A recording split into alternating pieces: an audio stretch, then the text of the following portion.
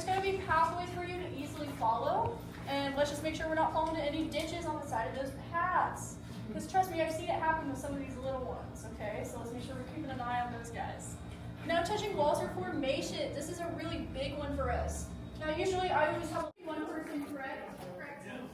So y'all can come down with us, but they're not going to be here for like 10 minutes. You might want to think about getting on the 3 o'clock. She just went to her. Oh, it is? So they're almost here. Yeah. All right. Well, I'll be talking down here for a second, so I'm sure we'll catch up. Time that protruded natural light. And with Native American beliefs, they believe that evil resided in the dark, so they wouldn't go anywhere else in our cabin. Now you're probably wondering, where is this natural light coming from? I sound crazy, right? Well, the CCC actually got rid of that. So right here, this is where the original entrance was. You have 1, 2, 3 layers of concrete slab right there that they strategically made it look like the rest of the cave. And this is kind of what the original entrance looked like before they closed everything up. So you've got your stairs right here, your walkways. And the reason they did this was because it simply was just getting a little bit too dangerous. We had lots of flooding issues in this room, and so they just decided, let's just make this the only entrance and exit of our caves. That's what they went ahead and ended up doing.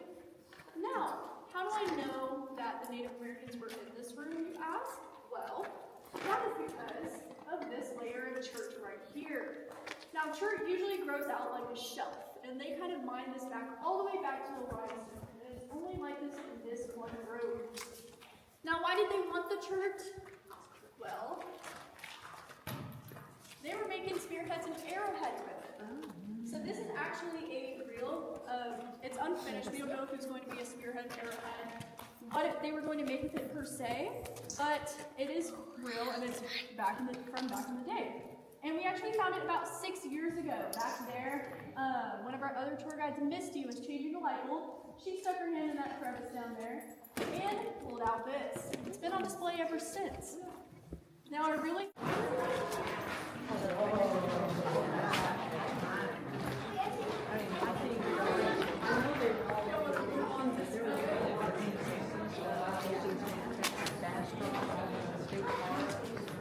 And another little bit of a smaller room right here, so it's going to be a little bit packed in for now. I apologize about that.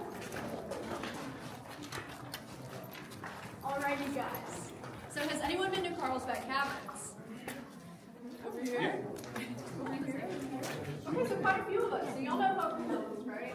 I mean, they have the first working elevator that's ever been implemented into a cave. Pretty awesome stuff. Well, back in the 30s, they were our biggest rival. Okay, we did not like them. They were taking everybody from Texas to go down to Carlsbad Caverns. Well, we had a perfectly good cave right here. And so we're thinking, we're like, what could we possibly do to one-up Carlsbad Caverns? What can we do? Well, this is what we did. We implemented an underground nightclub. Ooh. So these guys right here, the Harris Brothers Texans, they had several hits down here and would play live music. As you can imagine, with how echoey this cave is, it was probably really awesome. I honestly wish we could have seen it. But over time, the CCC kind of took up everything around, yeah, I think it was only open for about 10 years. So 10 years after that, they took up all the wooden flooring because untreated wood and humidity don't really work out very well. But I'll play you a sample of what they used to play down here. This is the Harris Brothers Texans Gut Bucket Shuffle. And if I can have y'all kind of squeeze in a little further, I'm sorry it's going to be tight fit. We do have another group that's about to pass us.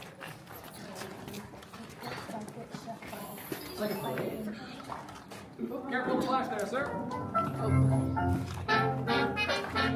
This is it.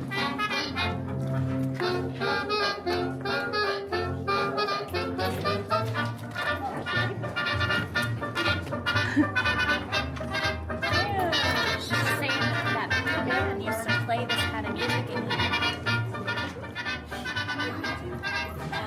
There's a little taste of it for you. We're not going to listen to the whole thing. The whole thing's about 9.5 minutes long. So I don't think any of us have time for that right now. But even though we don't have an underground nightclub anymore, you know what we still do down here?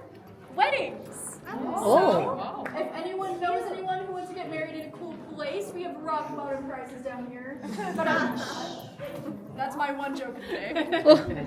But yeah, but seriously, we are pretty cheap compared to other venues.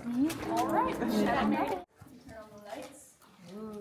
So, can I direct y'all's attention to the ceiling? This right here to be exact. Now this is remnants. This is actually from the oils of the feet of Mexican free-tailed bats. That is their mark right there. And if I were to let y'all kind of scrape y'all's hands along the side of every single wall in this cave, that's probably what it would look like as well. But yeah, so we had hundreds of thousands of bats up here, and that's not even an exaggeration. Like, you could fit 300 to 500 of these guys in a square foot.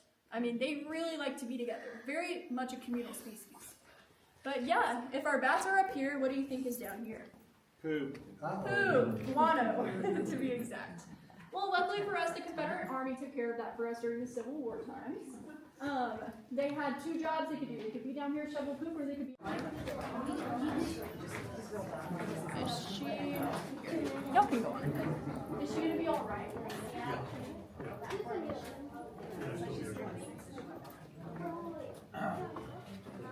That's what she was saying.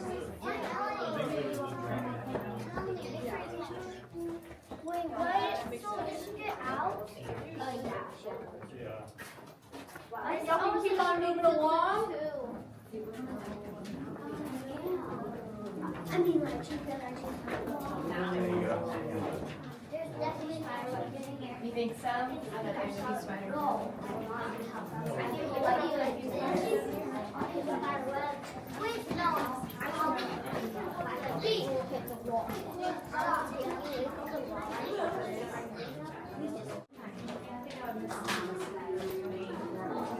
Beautiful place.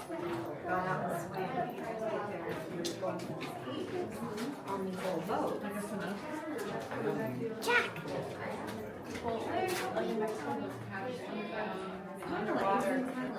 Yeah. And so we had to go through. We're going this way? Okay. Get in and out. Okay. Yeah. Maybe we.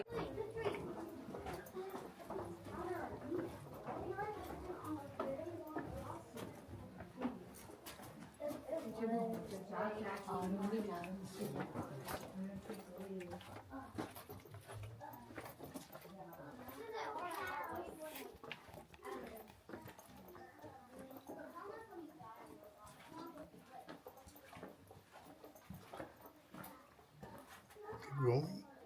Yeah, I think so.